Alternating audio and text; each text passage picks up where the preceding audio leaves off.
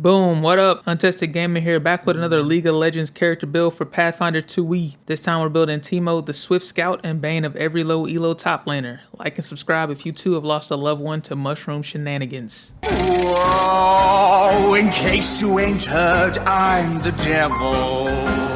I'm a real low down, not on the level. They call me Old Scratch. For our goals for this build, we've got to get hyper efficient with a blowgun. It's the worst ranged weapon in the game. In a world with guns, lasers, and literal star gods, we're somehow considered a damage dealer. That means delivering some poisons that not only impair our enemies, but can deal some damage as well. Second, we need to take advantage of whatever prep time our GM gives us by placing traps to immobilize our enemies while we pelt them with our homemade concoctions from afar. Third, we need to move quick. Being able to kite is a must. You're pretty squishy. For stats, we're going to be using the steps outlined on page 24 of the core rulebook. Everything starts in 10, and depending on our class, ancestry, and background, we take different boosts and flaws to reach our level 1 stats. Roll for stats if you want, but prioritize dexterity and intelligence for multi-class and skill feat requirements. Dexterity is our main thing here. All we do is sneak, use ranged weapons, eat hot chip, and lie. Charisma is next. Everything on Law Wiki describes Teemo as the most charming yordle you'll ever meet, until combat starts, that is. Intelligence next.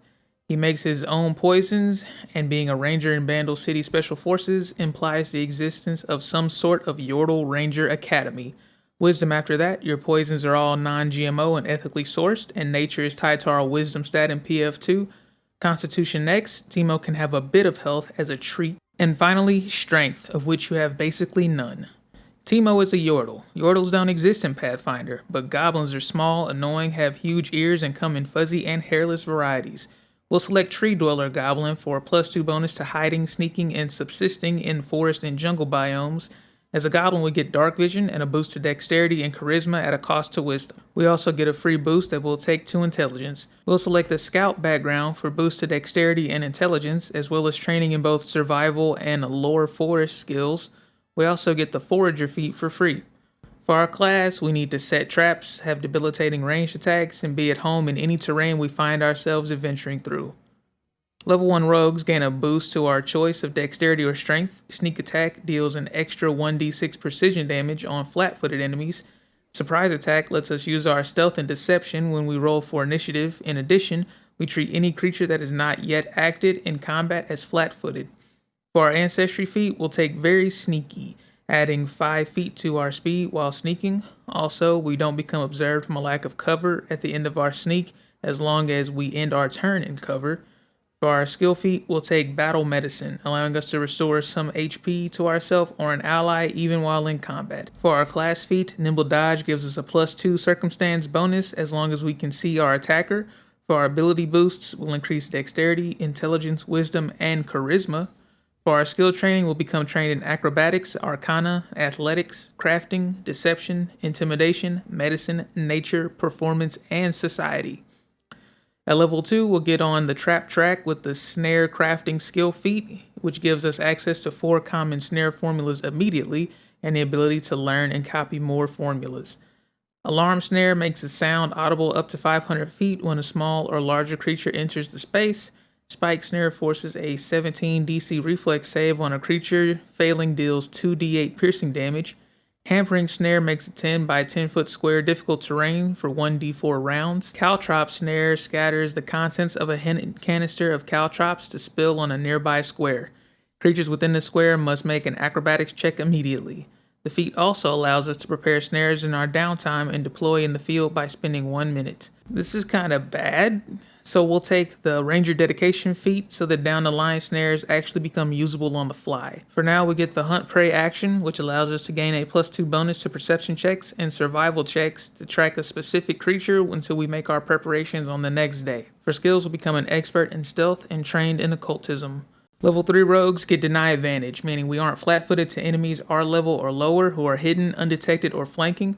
We'll take the Fleet feat for fleet footwork so we can move quick by adding 5 feet to our move speed. We'll take the alchemical crafting skill feat. Similar to snare crafting, we get 4 common formulas and the ability to copy new formulas as we discover new alchemical items. For Teemo, we're going to focus on poisons, specifically ones that make our targets flat-footed so we can take full advantage of sneak attack. Giant Centipede Venom forces a Fortitude save on a creature. Failing makes them take poison damage for 6 rounds. Each round after the first, they are flat-footed.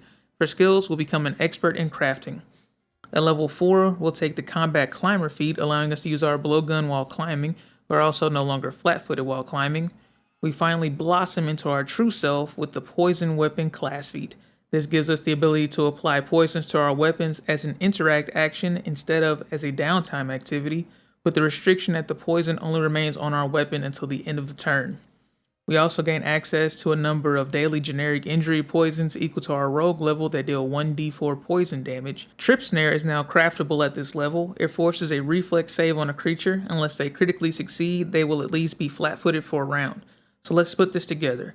We can set snares in an area and prepare blowgun darts with our giant centipede venom to guarantee our enemies are flat-footed for our subsequent sneak attacks using our generic poison from Poison Weapon. We're basically already Teemo, but we haven't even gotten to the mid-game, so let's keep going. Level 5 rogues gain weapon tricks, giving us expert proficiency on simple weapons and critical specialization on crit against flat-footed enemies. For the blowgun, we inflict 1d6 persistent bleeding damage on the target. We also gain another sneak attack die. The Tree Climber Ancestry feat gives us a climb speed equal to 10 feet, unless we're climbing trees, in which case it is equal to our move speed. We'll take Natural Medicine, allowing us to treat wounds using our nature skill instead of medicine. We have a relevant upgrade on our alchemical poisons at this level, if you can get a hold of the Hunting Spider Venom formula, that is. This is notable because it makes the target flat-footed immediately instead of having to wait a round. For ability boosts at this level, we'll hit up Dexterity, Intelligence, Wisdom, and Charisma. For skills, we'll become an expert in nature and trained in diplomacy. At level 6, we'll dip back into Ranger with the Hunter's Aim, giving us a +2 bonus on ranged attack rolls against our hunted prey. Catfall makes climbing a little less dangerous, increasing the distance at which we can fall without taking damage. For skills, we'll become an expert in athletics. Level 7 rogues gain Evasion, increasing our reflex saves to master and giving us the critical result on a regular success instead. Vigilant Senses to increase our perception to master. Weapon Specialization gives us an additional flat 3 damage on our blowgun darts since we're expert proficiency in simple weapons. Swift Sneak allows us to sneak at our full movement speed. We can also sneak while climbing, burrowing, swimming, or flying if we have the appropriate move type. Experienced Tracker allows us to track at our full move speed by taking a -5 penalty to our survival check during tracking. For skills, we'll become a master in stealth. At level 8, we'll finally get usable snares with the Snare Specialist feat. This Ranger feat gives us instant access to 3 common or uncommon snare formulas. In addition, during our daily preparations, we can prepare 4 snares at no cost that can be deployed in 3 interact actions instead of 1 minute. Grasping Snare immobilizes a creature who fails a reflex save. Striking Snare has the same reflex save but deals 9d8 bludgeoning or piercing damage chosen when the snare is set. Your GM not giving you ready access to new formulas? Don't worry, the Inventor feat lets you just pull them straight out of the core rulebook instead. We'll also become a master of crafting at this level. Level 9 rogues get debilitating strikes. When we hit a flat-footed creature and deal damage, we can choose to either give them a 10-foot penalty to their move speed or give them enfeebled 1. We also have Great Fortitude, increasing our fortitude saves to expert. For our Ancestry feat, we'll take Chosen One, which allows us to take an extra Goblin Heritage. Unbreakable Goblin gives us an extra 4 HP. We also take less damage from falls. Foil Senses lets us automatically take precautions to avoid special senses while taking an Avoid Notice, Hide, or Sneak action. We'll gain Master Proficiency in Nature at this level as well. At level 10, we'll take the Improved Poison Weapon class feat to increase our generic rogue poisons from 1d4 to 2d4. We'll also take the Assurance feat in crafting to forego the roll and take a 10+ to a skill check instead. For ability boosts, we'll increase Dexterity, Intelligence, Wisdom, and Charisma. For skills, we'll become a master in survival. Level 11 rogues get Rogue Expertise, increasing our Rogue DC to Expert. We also gain another sneak attack die. We'll take the Nimble Crawl feat to make our crawl speed equal to half our move speed instead of 5 feet. Once we are a master in acrobatics, we'll be able to crawl at our full speed and will no longer be flat-footed while prone. The Blessed Toxin feat allows us to call on our deity to give our alchemical toxins the negative trait to prevent afflicted creatures from healing effectively. Oh, did I not mention? Teemo's deity is obviously Asmodeus. For skills, we become a master in acrobatics. At level 12, we reach the peak of our toxicity with the deadly poison weapon class feat, increasing our generic poisons to 4d4. Also, we apply any other injury poisons to our weapons. We increase the DC by up to 2 to a maximum of our rogue DC. We'll also take assurance in our nature skill. Our thievery is increased to expert at this level as well. Level 13 rogues gain master tricks, which increases our simple weapon mastery to expert. We'll get light armor expertise to increase our light armor and unarmored proficiency to expert. Incredible senses, which increases our perception to legendary. And improved evasion, increasing our reflex saves to legendary, gives us a failure result on a critical failure, and any damaging effect where we will roll a reflex save to avoid only deals half damage. For our ancestry feat, we'll take the very, very sneaky feat so that we no longer need cover or concealment to hide or seek. Wary disarmament gives us a +2 bonus on our AC or saving throw against devices and traps. Here we become an expert in medicine. At level 14, we'll take quick snares, allowing us to rig snares in 3 actions instead of 1 minute, even if we haven't prepared them ahead of time. Continual recovery allows us to treat wounds on a target every 10 minutes instead of an hour. For skills, we'll become an expert in athletics. Level 15 rogues gain double debilitations, allowing us to apply 2 debilitations on strikes against flat-footed enemies instead of 1. We also get greater weapon specialization, allowing our strikes with simple weapons to deal an additional 6 damage instead of 3. We'll take the Kip Up feat to stand from prone as a free action. Craft anything allows us to craft anything. We get to ignore most requirements for crafting items unless there is a specific feat or additional magical requirement we would not normally have access to at your GM's discretion. For ability boosts, we'll increase dexterity, intelligence, wisdom, and charisma. For skills, we'll become legendary in crafting and trained in religion. At level 16, we'll take the Sly Striker class feat to deal an additional 2d6 precision damage when we crit on an enemy who is not flat-footed.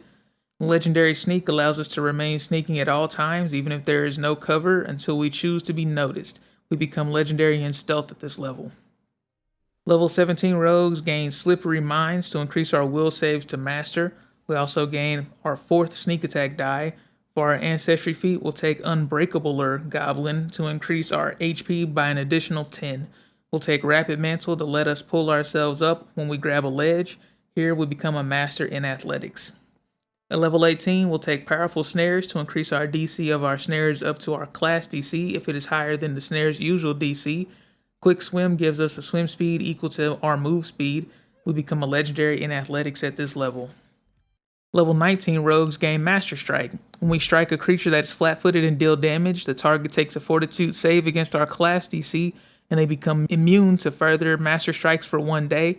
If they critically succeed, they are unaffected. On a success, they are enfeebled 2 until the end of our next turn, or fail, they are paralyzed for 4 rounds. On a critical fail, they are paralyzed for 4 rounds, knocked unconscious for 2 hours, or killed. Your choice. We also increase our proficiency for light armor and unarmored defense to master. Quick Climber gives us a climb speed equal to our move speed. Legendary Survivalist allows us to subsist anywhere indefinitely without food or water, regardless of extreme cold or heat. For skills, we become legendary in survival. For our level 20 class feat, we'll finally get Teemo's true passive ability to just become completely unseen and nothing can reveal you for 1 minute, even if you perform a hostile action. We'll also take the Robust Recovery skill feat to help on our ability to treat diseases and poisons.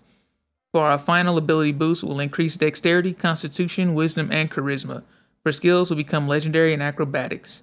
Now that we're level 20, let's examine the pros and cons of this build. For pros, you're exactly what it says on the tin, the Swift Scout. You're a one-man recon team. You can infiltrate any landscape undetected and survive indefinitely until the mission is over. And if someone gets too close, you have the damage to back it up because you stack poison damage dice with sneak attack dice on a helpless opponent struggling in your traps. For weaknesses, higher level monsters start to become resistant to physical damage and immune to poisons altogether. They also have fixed DCs, meaning enemies could just start passing their fortitude saves even if they aren't immune. We also took alchemical crafting without the alchemist dedication. For poisons, that's not that bad, but it will definitely start to get expensive until we become a legendary crafter. But don't let that discourage you. Focus on CSing, sell your starting item, and scale into the late game. Thanks for tuning in. Remember to like and subscribe. We post a new build every week. Next time is going to be a viewer request, so you're going to want to tune in.